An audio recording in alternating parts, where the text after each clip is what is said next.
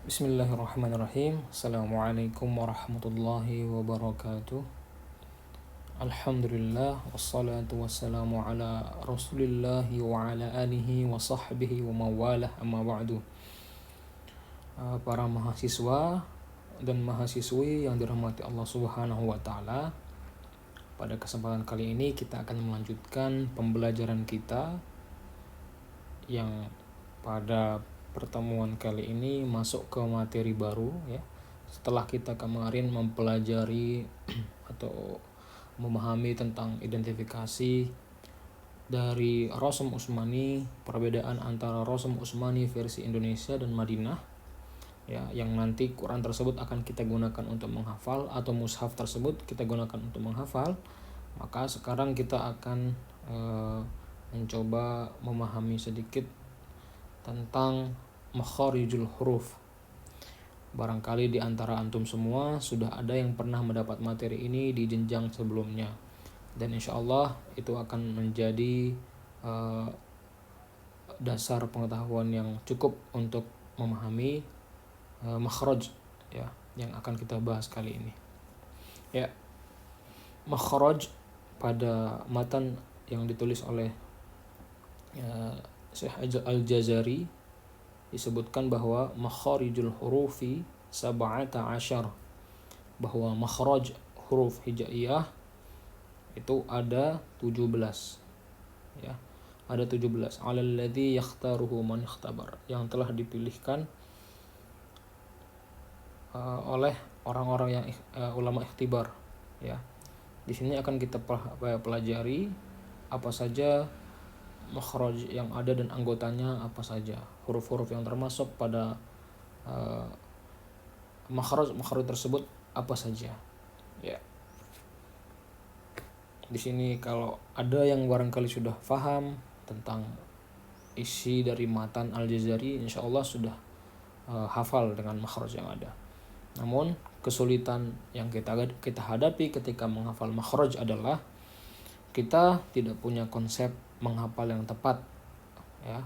Kemudian agak rancu dalam mengelompokkan makhraj tersebut. Kemudian ketika diminta untuk mengulang kita tidak bisa. Nanti di akhir pelajaran kita akan sampaikan atau kita kasih metode yang bagus untuk supaya kita bisa hafal semat makhraj, maksudnya hafal makhraj ya, luar kepala. Tadi saya sebutkan semat makhraj itu adalah metodenya, nanti kita pelajari di akhir ya. Kemudian definisi dari makhraj ya. Makharijul huruf, makhraj itu adalah bentuk jamak dari kata makhraj. Makhraj artinya adalah tempat keluar ya. Maudhi'ul khuruj atau tempat dari mana berasalnya huruf-huruf itu keluar ketika dilafalkan ya. Sedangkan menurut istilah huwa ismun limahalladzi yansha'u minhul harf, yaitu suatu nama untuk tempat yang padanya huruf dibentuk atau diucapkan. Jadi artinya makharijul huruf adalah tempat keluarnya huruf pada saat huruf tersebut dilafalkan atau diucapkan. Kemudian selanjutnya kita mungkin bertanya bagaimana caranya, atau ulama dulu menentukan makhraj itu bisa ditemukan atau dikeluarkan dari anggota mana, atau bagaimana caranya menemukan makhraj suatu huruf ya. Caranya adalah dengan mensukunkan atau mentasydidkan huruf tersebut ya, diawali dengan huruf hamzah berharokat fathah, kasrah atau dhammah. Maka setelah kita beri posisi huruf tersebut di tempat-tempat ini yang kita sebutkan ini, yaitu dengan mensukunkan atau mentasydidkan lalu diawali dengan huruf-huruf hamzah berharokat fathah, kasrah, dhammah, maka di mana suara tersebut berhenti, disitulah letak makhrajnya. Contoh ya, jika kita ingin melafalkan huruf ba dan pengen tahu dari mana makhrajnya, maka kita tinggal menambahkan huruf hamzah di awal ya, dan kita tambahkan tasydid di akhirnya, di hurufnya menjadi ab. Setelah itu bisa juga abba. Maka kita akan menemukan bahwa Makhraj ba itu ada pada dua bibir. Ketika huruf itu terhenti, ya. Terhentinya itu kapan? Ketika dia sukun ab, ya, ketika disukunkan atau ditekan ab, ya, ab. Begitu juga dengan huruf dal. Ketika kita ingin tahu di mana huruf dal itu berasal, kita bisa sukunkan hurufnya adda. Adda berarti bisa kita ketahui lidah bertemu gigi seri atas itu adalah makhraj dari huruf da.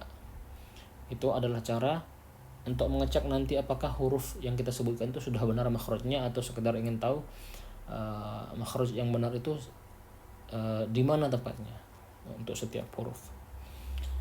Lalu anggota utama makharijul huruf atau tempat keluarnya huruf-huruf, ya, ada 5.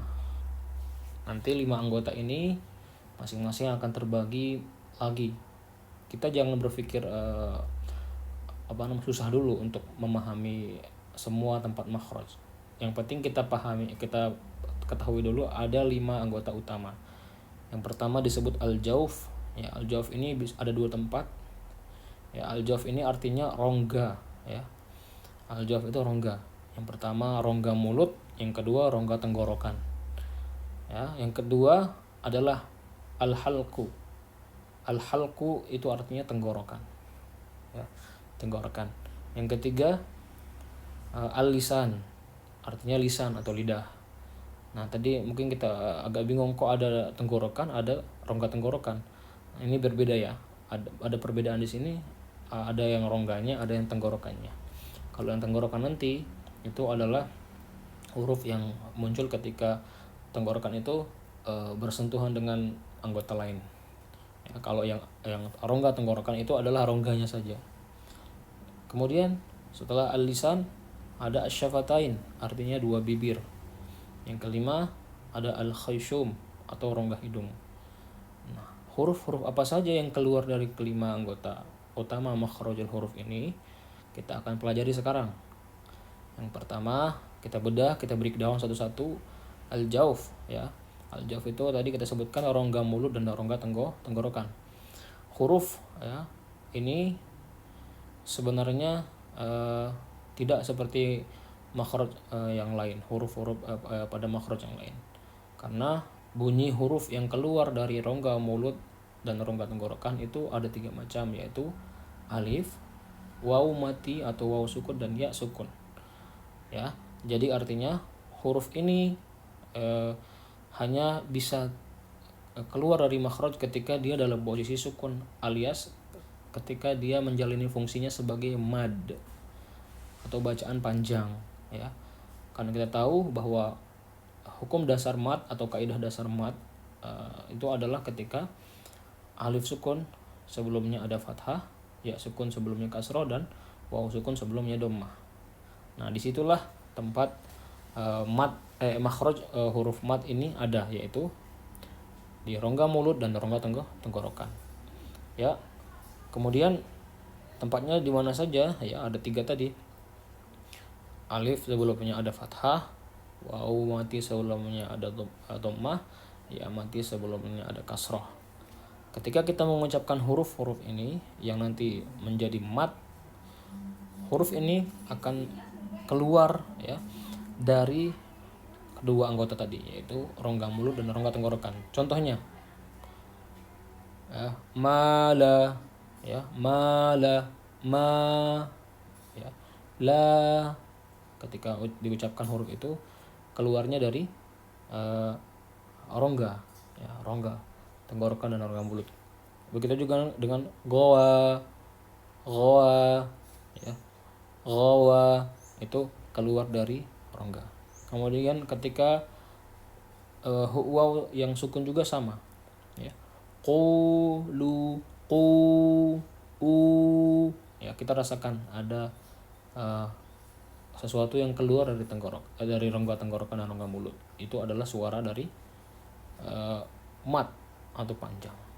Ketika ya mati yang sebelumnya ada huruf kasroh juga sama,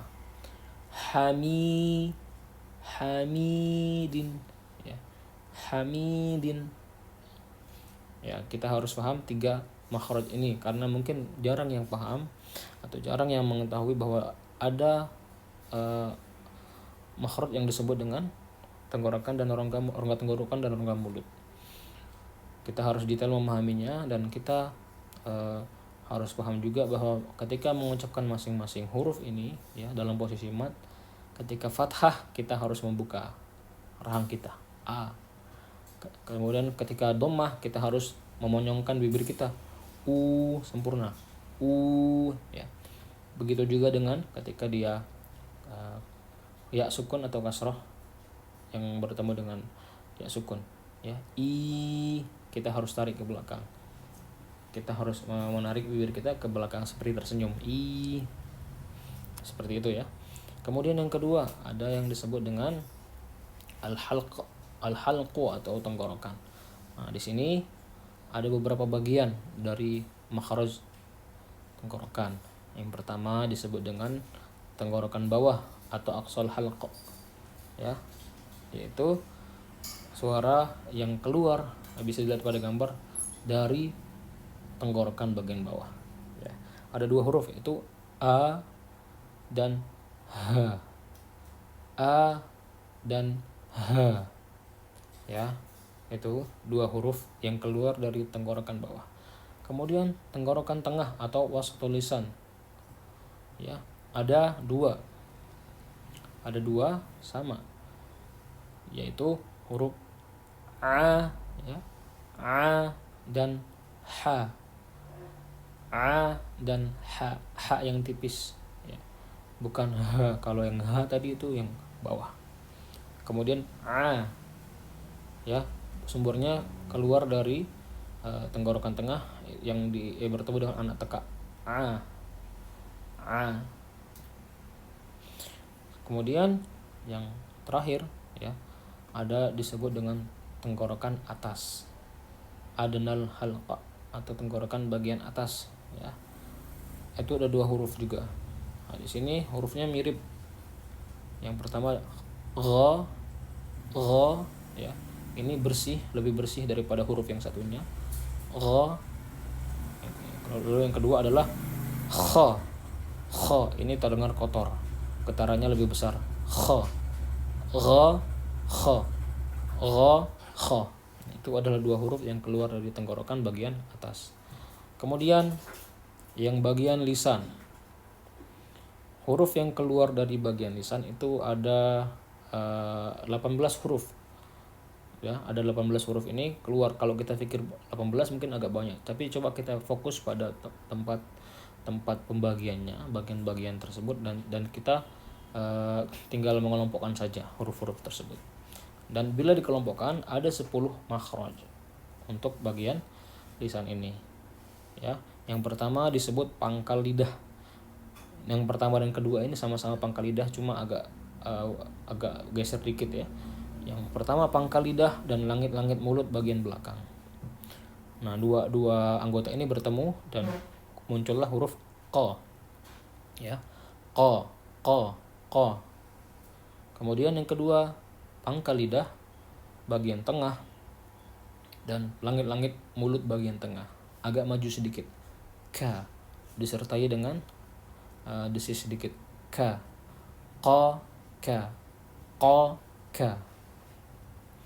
Kemudian itu yang pangkal lidah. Sekarang yang ketiga, tengah lidah yang bertemu dengan langit-langit mulut ya.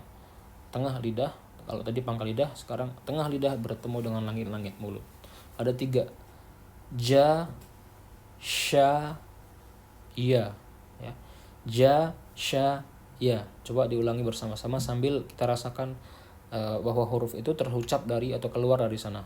Ja, sya, ya. Iya ditekan ya. Kemudian yang keempat, yaitu dua sisi lidah atau salah satunya yang bertemu dengan gigi geraham atas ya. Bo.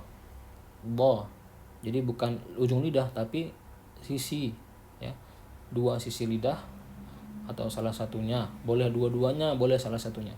Sisi lidah bertemu dengan gigi geraham. Bo ya. Bagi kita yang punya lidah lebih besar mungkin bisa mengenai dua-duanya, tapi bagi kita yang agak kecil boleh salah satunya saja. Kemudian nomor 5 ya, huruf lam ya, menggerakkan semua lidah ya, bertemu ujung langit-langit mulut. La, la, la ya. La, langit-langit mulut, bertemu ujung langit-langit mulut ya, harus kena semuanya bagian depan itu. La, bukan hanya ujungnya saja. Ya. Kemudian yang keenam, ujung lidah bawah. Ujung lidah di bawah makhraj huruf lam. Ya, agak bawah sedikit dari huruf lam. La, maju dikit ya. Na, ya. Na, ya. Tadi kalau la agak belakang, la, maju dikit, na, ya. Lalu setelahnya ada huruf ra. La, ya. Na, ra. La, na, ra. La, na, ra. Semuanya sama-sama ujung lidah. Ya, ketiga huruf ini sama-sama ujung lidah. Kemudian nomor 8, ujung lidah bertemu dengan pangkal gigi seri atas. Kalau tadi bertemu langit-langit, sekarang pangkal gigi seri. Ya, 3 kelompok ini nanti masing-masing bertemu pangkal gigi. Ada bertemu gigi juga, yang ujung juga. Ya. Dan ini kita mungkin agak susah menghafal. Kalau kita pikir ini hurufnya banyak banget, kita akan susah menghafal. Tapi coba kita pahami polanya. Ya, pahami polanya. Semua huruf ini hampir memiliki pola yang mirip kelompoknya ya. Coba kita mulai yang dari ujung lidah bertemu pangkal gigi seri atas ya. Da, kita mulai dari kiri ya. Da, ya. Da, da. Kita bayangkan ujung lidah bertemu pangkal gigi seri. Da. Ya, kalau ujungnya tidak bertemu berarti belum benar. Sama juga dengan ta. Da, ta, ta, ta. Lalu ta, ta. Da, ta, ta. Ya.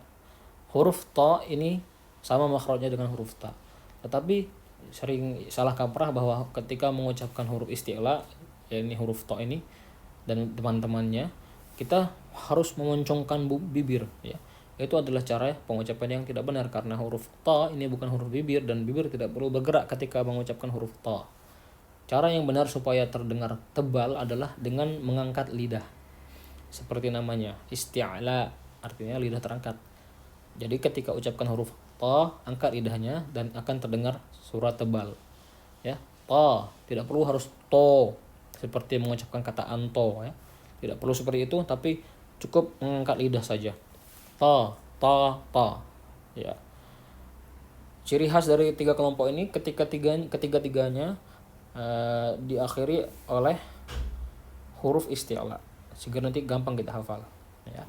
Yang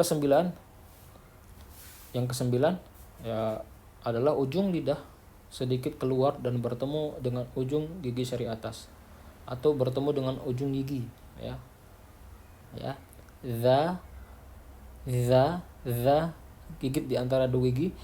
Za sedikit saja ke depan, enggak usah banyak-banyak. Sa, kemudian za. Sama dengan huruf ta tadi, tidak perlu monyong, hanya mengangkat lidah saja. Ya, za supaya tebal. Ya, yang terakhir yang 10 adalah ujung lidah yang bertemu dengan gigi seri bawah. Kalau tadi bertemu gigi seri atas, sekarang bertemu gigi seri bawah. Za. Ya. Coba ucapkan huruf yang mana lidah itu menyentuh gigi seri bawah belakang. Za, za, sa, so. Sama seperti huruf ta, tinggal angkat saja lidahnya. So, tidak akan perlu memonyongkan bibir ya, hanya angkat saja. So. Kalau kita mau lihat, coba lihat beberapa qari ketika imam ketika mengucapkan huruf ini, huruf isti'la, tidak ada yang menunjukkan bibir terlalu maju seperti orang Indonesia ya. Itu mungkin kesalahan kita yang ada di budaya kita, budaya belajar iqra kita mungkin ketika kecil ya. Itu huruf-huruf lisan. Sekarang kita ke bagian 4 ya. Bagian 4 ada namanya asyafatain atau dua bibir. 4 huruf bibir ini lazimnya disebut dengan syafawiyah, artinya huruf-huruf sebangsa bibir ya. Ada 4 huruf ya, semuanya keluar dari bibir, tapi ada beberapa huruf nanti yang memiliki ciri khusus ya ketika pengucapannya. Huruf ba, ma, dan wa itu semuanya keluar dengan cara merapatkan kedua bibir. Ba, ma, wa, ba, ma, wa. Tetapi untuk wa, kedua bibir dirapatkan dan dimuncungkan dengan sempurna. Itu perbedaannya. Wa, wa. Coba ikuti. Wa, ya, muncung dengan sempurna. Lalu yang huruf fa berbeda sedikit, yaitu bibir bawah bagian dalam ya. Bibir bawah bagian dalam, coba dibayangkan, elaborasi saya. Bibir bawah bagian dalam bertemu dengan ujung gigi seri atas. Bibir bawah bagian dalam bertemu gigi seri atas. Fa ya. Fa harus benar cara pengucapannya. Fa itu adalah huruf-huruf yang keluar dari bibir ya. Kemudian yang terakhir adalah al-khayshum. Anggota makhraj yang terakhir adalah rongga hidung. Rongga hidung ini dibuktikan dengan cara kalau kita menutup hidung, maka huruf-huruf yang keluar dari hidung tidak akan terdengar. Ya, adapun hurufnya ada dua saja, yaitu mim dan nun. Ya, itu huruf-huruf gunnah. Huruf gunnah itu ada dua, mim dan nun. Ma, na. Ya. Kalau huruf mim tadi punya makhraj lain yaitu bibir. Nun juga punya makhraj lain yaitu lidah, ujung lidah ya. Ujung lidah bertemu langit-langit atas. Coba kita ingat saja, ada dua huruf yang ada keluar dari bibir ini, dari rongga hidung ini, yaitu ada huruf gunnah yaitu huruf ma dan na. Ya. Kemudian ada ketentuannya ya. Untuk gunnah ini selain ketika huruf tersebut diucapkan ketika berharokat fathah, dhamma atau kasrah, juga akan terdengar gunnah ketika dalam 4 posisi. Yang pertama ketika bertasydid, an.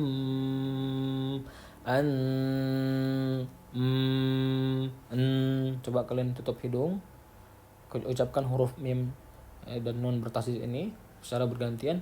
Kalau ketika kita tutup hidungnya tidak terdengar suara dengungnya, maka itu sudah benar makhrajnya. Ya. Kemudian yang ketiga, nun sukun yang dibaca idgham bi gunnah, iqlab dan ikhfa hakiki. Ya. Kemudian yang terakhir, mim sukun yang bertemu dengan mim atau ba. Itu adalah hukum-hukum yang ada pada ahkamul gunnah sebenarnya. Kalau kita paham, insyaallah tidak kesulitan memahami ketentuan-ketentuan ini. Tapi ala kulli hal semuanya yang penting bertemu dengan nun dan mim itu pasti digunnah ya, dan keluar dari hidung. Kemudian bagaimana sih cara cepat menghafal makhraj? Ada cara cepat ya, karena relatif mudah bagi sebagian orang setelah memakai cara ini daripada cara yang konvensional. Kalau mau tahu lebih jauh, bisa lihat tabel sebelah kanan, itu adalah makhrajul huruf ya, yang bisa kita lihat komplit beserta ilustrasinya. Tetapi kalau kita ingin lebih cepat menghafalnya, menghafal makhraj utamanya beserta huruf-hurufnya, ya, ada namanya teknik smart makhraj. Di sini ada typo saya, maaf. Bukan smartphone makhraj ya, tapi smart makhraj. Ya. Ada di video yang saya juga upload di sini. Ya. Smart makhraj. Tenggorokan. Lidah. Bibir. Hidung. Tenggorokan. Bawah. Tengah. Atas. Ya, tadi sedikit cuplikan. Kalau mau nonton videonya silahkan nanti lihat di media belajar. Itu adalah teknik menghafal makhraj dengan teknik yang disebut dengan smart makhraj, atau cara cepat menghafal makhrajul huruf. Kita tinggal menghafal anggota utamanya dengan memperagakan tangan ya, lalu mengucapkan semua makhrajnya, semua huruf-hurufnya dengan cara yang benar. Sudah saya lampirkan. Baik, mungkin itu dulu yang bisa saya sampaikan kepada antum semua di kesempatan kali ini. Jika ada tugas nanti coba dicek di bagian tugas, tolong dikerjakan karena tugas adalah presensi kita ya. Saya menghitung kehadiran itu melalui tugas. Begitu, jazakumullah khairan, barakallahu fikum. Saya akhiri. Assalamualaikum warahmatullahi wabarakatuh.